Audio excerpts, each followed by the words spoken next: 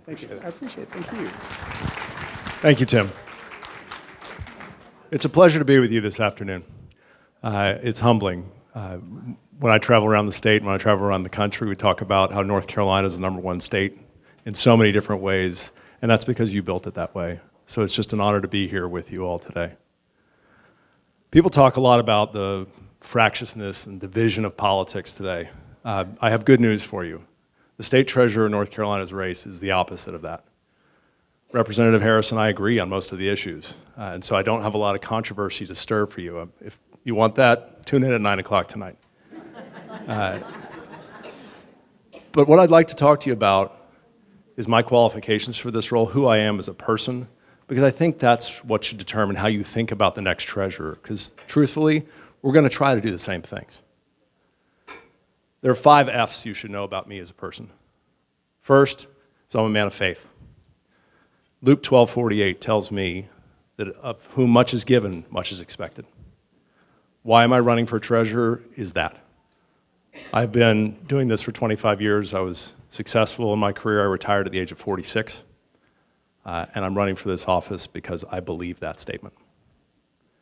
Second F, family. I've been married for 22 years. I have 4 children. Family is the most important thing in my life besides my faith. Third, freedom. I am maybe not a conventional Republican in that I believe that people should be able to live their own lives.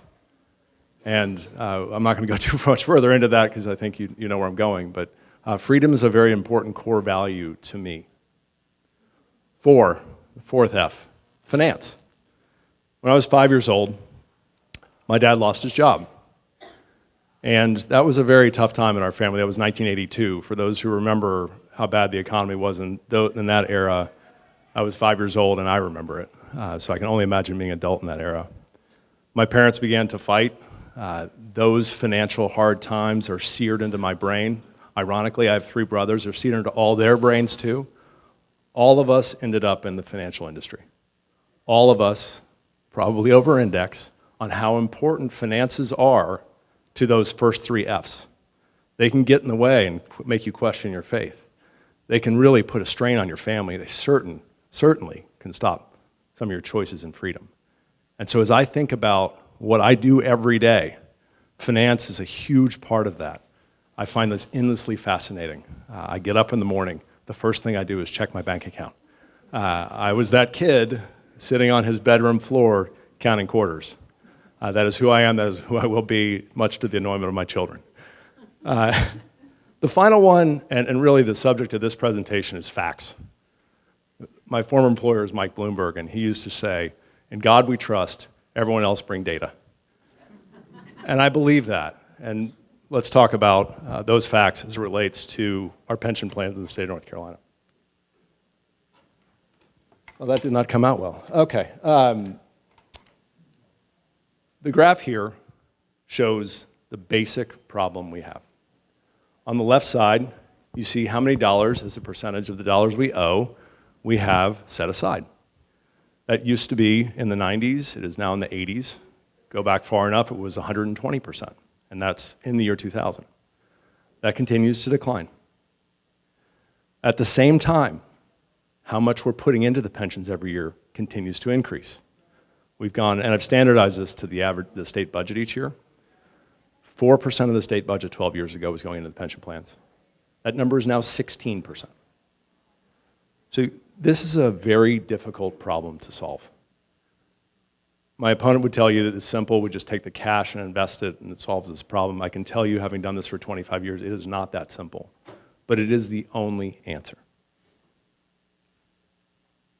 To illustrate that, if we had average pension plan performance for the last decade, we would have no unfunded liability. The conversation about cost of living adjustments would be pretty straightforward. We can afford it. We don't owe any money on the pension plan if we had been an average pension plan. We are not. You will not be able to read this, but there's actually a center at Boston College that publishes retirement information that me and about 7 other people in the entire country read. This shows you all 130 pensions of scale in this country. in the box on the far right are our two main pension plans, the local government pension and the teacher's pension. And I'm very aware that those are different. And I'm very aware of the unique challenges of each. You can barely make it out, but in the blue arrows, some in the second column, there's some in the third column, there are none in the far left column. The left column are the best performing pension plans. The blue arrows are the ones who govern their pension plans like we do, with one single elected person having the majority of the power. So what do you learn from looking at 5- and 10-year performance? You learn that the way we do it is causing our problem. So as a guy who's all about facts, I think it's time to solve that problem. Fortunately, you can't read the whole thing here. What I propose is asking the legislature to get out of the pension plan business. What Representative Harris did not mention is that they are definitively in the business already. They control what assets you can buy. They control how much risk you can take. They control who you can hire. We need the legislature out of the pension management business. The way we're going to do that is by diminishing the power of the Treasurer's office as well, vesting that power into a board that's appointed in the same way that 47 other states already do it. 47 other states, all but one of whom perform better than we do. That's the proposal that I'm running on. That's the right way to manage these pension plans. That will lead towards solving our problem, your problem, our taxpayers' problem, everyone's problem in this state. I'm the right person to do that, having spent 25 years doing just this. I started my career working for the University of North Carolina, hence the blazer. I started a business after that, managing money for large families throughout North Carolina. And in 2011, I got called by one of the 5 richest people in the world, asking me to manage his fortune.